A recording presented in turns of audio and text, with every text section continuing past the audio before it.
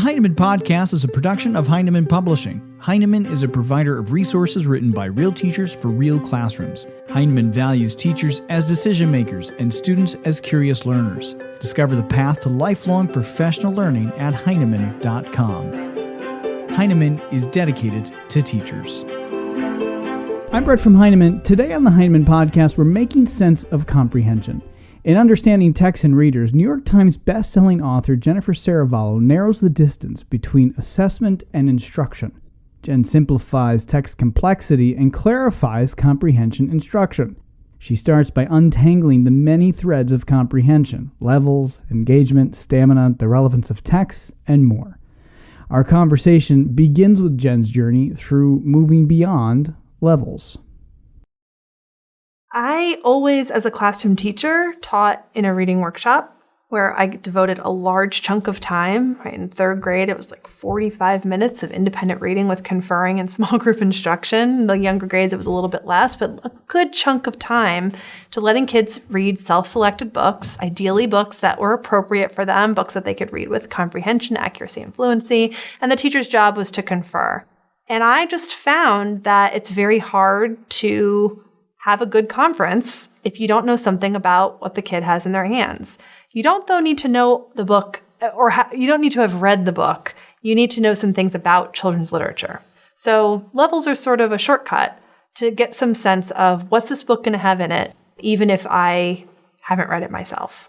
So it's that, and it's also working with a lot of teachers. A lot of teachers who inherit a classroom library of 500 books and they haven't read any of them, and they're trying to talk to kids about their books.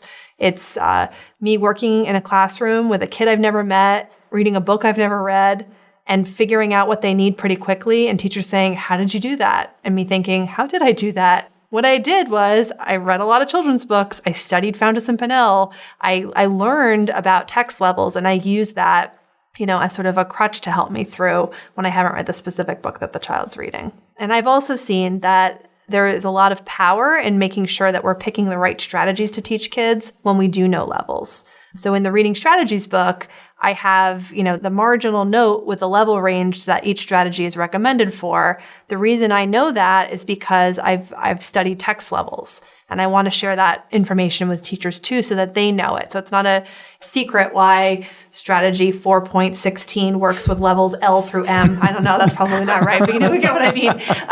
I want them to understand, I can see why you would teach this particular strategy for kids reading books around this level. That makes sense based on what I know about the text themselves. So I want to make it accessible. Text complexity can start to feel really complex. Mm-hmm. And I feel like one of the things I hope to do for teachers is make things feel doable, make it feel possible. A reader comes to a text and the text comes to the reader, and it's through that transaction that meaning is made. So I explore the different things that we need to understand about kids as they come to the book, things like their background knowledge and their interests and their culture and their language, and then what we can know about texts based on the plots and the characters and the themes and the main ideas and the details, and bring that together to really explain comprehension in a more clear way. How does this book take what you've done in the Reading Strategies book and sort of deepen that learning? So in the Reading Strategies book, there's this hierarchy of goals that sort of forms the backbone of the book. There's chapters for each of the different goals, and there's a list of strategies within each chapter. So everything from engagement to print work to fluency to plot and setting to key details and so on. And truthfully, all those categories are really about making meaning, right? You can't read the print without understanding what's going on in the story. You can't read fluently and reflect the character's emotion in a story without understanding what's going on. You can't be engaged unless you really are understanding the story. It all has to do with comprehension and understanding. In this book, Understanding Text and Readers, I take a much deeper dive into those 8 categories that are underneath the umbrella of comprehension on that hierarchy. And it really expands upon and deepens it. So in the Reading Strategies book, if you open up the plot and setting chapter, you'll see, 26 different strategies for helping kids to understand the plot. And in the margin, there's a level range, a recommended level range. And those level ranges came from my own understanding of what texts have in them. So For example, a strategy that helps kids to retell sequentially across 5 fingers is going to be most helpful for kids that are reading texts that have a sequential plot. But once texts get more complicated or the plots get more complicated and we see flashbacks and foreshadowing and multiple plot lines, kids need strategies to help them deal with those different aspects of the plot. So I have, in reading strategies, those level ranges called out for teachers so that they can know who it's going to work for and what text it's going to work for. In understanding texts and readers, I go deeper and help teachers kind of behind the curtain, help them kind of understand, how did I know that, right? What is the information I'm bringing to my creation of strategies and bringing to my discussion of comprehension that they can rely on as well in the reading classroom? What really jumped out at me is this relationship between length and complexity and how it plays into comprehension. How does it do that? How does length and complexity play into comprehension? Well, I had these experiences working with kids who, on whatever comprehension assessment we'd used, seemed to be getting it.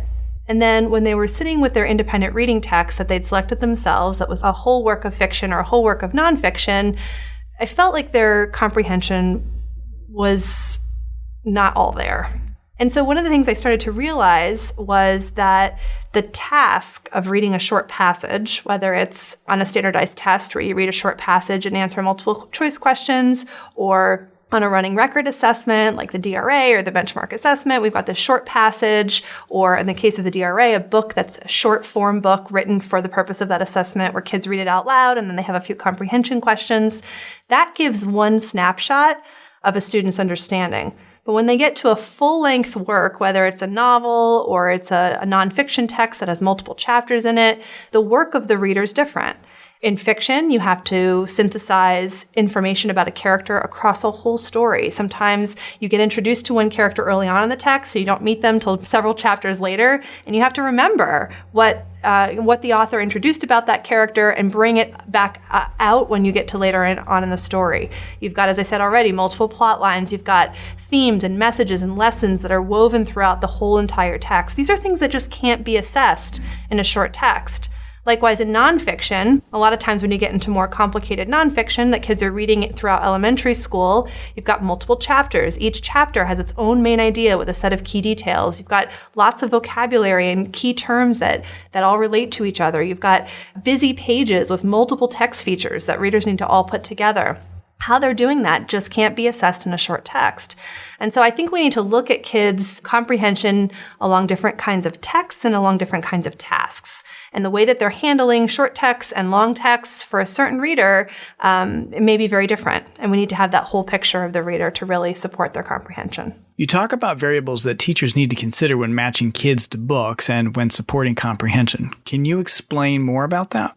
I think that there are a lot of variables that teachers need to consider from the perspective of readers and from texts. So there's a misconception out there that we give kids a comprehension assessment or a reading assessment, and from that assessment we determine a single level that child is able to read. Right? It's because they read it with accuracy, fluency, and with comprehension. Check, this child can read at this level.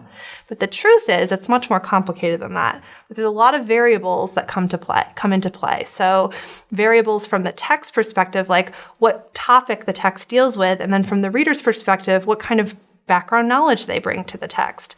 A kid who loves dinosaurs and spends every weekend at the Museum of Natural History can probably read a much harder text with comprehension if it's about dinosaurs than a same genre text of the same length and of the same, level about a topic that they don't know very much about. Things like interest and motivation. The kid really wants to read a book.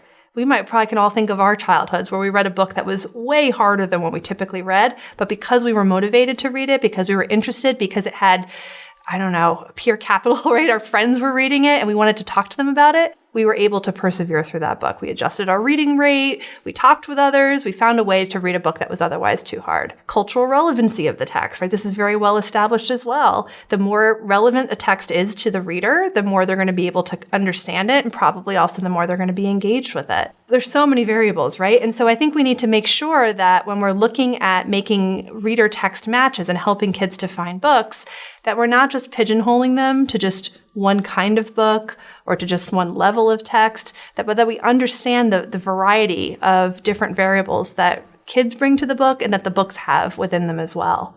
You write, use, don't abuse levels, and you say that the language that we use around levels is very crucial. I'm not the first person to talk about this. I think there's been a lot of conversation on social media. A lot of blog posts have been written about how, you don't say to kids that you're an M reader.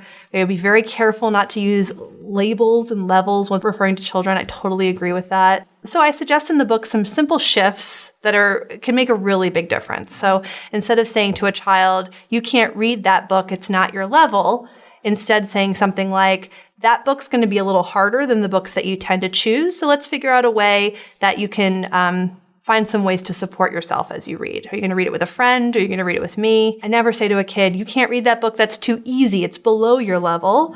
Right? Instead, I might say something like, you know what? Honestly, I like to read some books sometimes that are a little bit comfortable for me. This is one of those books. Just make sure that across the week, you also choose some books where you'll be able to practice work on your reading goal. Having a knowledge of text levels and having a sense of what kids are getting into as they read harder and harder books, I think is really important information for the teacher. But it needs to be that we say things to kids in a way that acknowledges all those variables I talked about before, right? That kids do not have one level that's incorrect thinking. And even a couple of books at the same level are different. One could be leveled that because the vocabulary is more challenging, and another book at that same level might have easier vocabulary but harder themes and concepts that you're dealing with. But let's stick with levels for a little bit, because really that is the meat of understanding text and readers. Talk a little bit about how you've organized parts 2 and 3 of understanding text and readers around levels, the design that you thought about as you wrote that section, and just sort of the level by level guide, and then the goals. The book is divided into 4 parts. Part 1 gives you just sort of an introduction to this challenge that we have as teachers of untangling all the reader variables and the text variables in understanding readers and understanding what comprehension means. And I explore the basis of my thinking, the proficient reader research that many people know about from Steph Harvey's work or from Mosaic of Thought, Ellen Keene and Susan Zimmerman, and kind of talk about the foundations on which I'm basing my recommendations. That's a short beginning. And then parts 2 and 3 are really taking a deep look at fiction for part 2 and a deep look at nonfiction for part 3. And then part 4 brings all that knowledge into the classroom to inform assessment and teaching, choosing strategies, choosing methods, and helping kids to get set up with goals. So you asked about parts 2 and 3. Part 2, fiction. The first half is a level by level guide. And what you're going to see is a nice spread for every level from J through W. And I focused on J through W because I feel like J is the first level where we really need to be looking in a more complex way at comprehension and looking at those goals, plot and setting, character, vocabulary, theme. And I stop at W because by that point, kids are well into middle school. And I find that kids in X, Y, Z who are reading those levels of text are a little bit more flexible and fluid. So these are the levels where I really feel like we need to be really focused on levels and really understanding what the texts have in them so we can support readers. So you'll see a level by level guide on a spread that looks at those 4 different categories and look-fors of what to look for in student comprehension.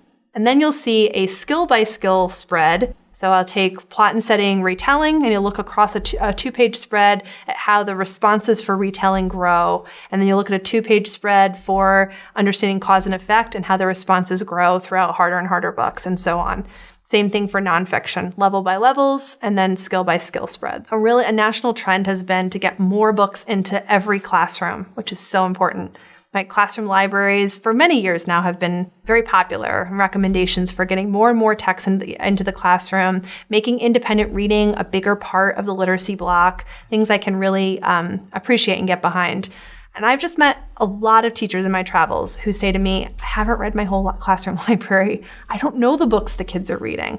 And it becomes even more panic in teachers' voices when you're talking to 4th grade teachers, 5th grade teachers, 6th grade teachers, but I haven't read the books. How do I know if they're getting it?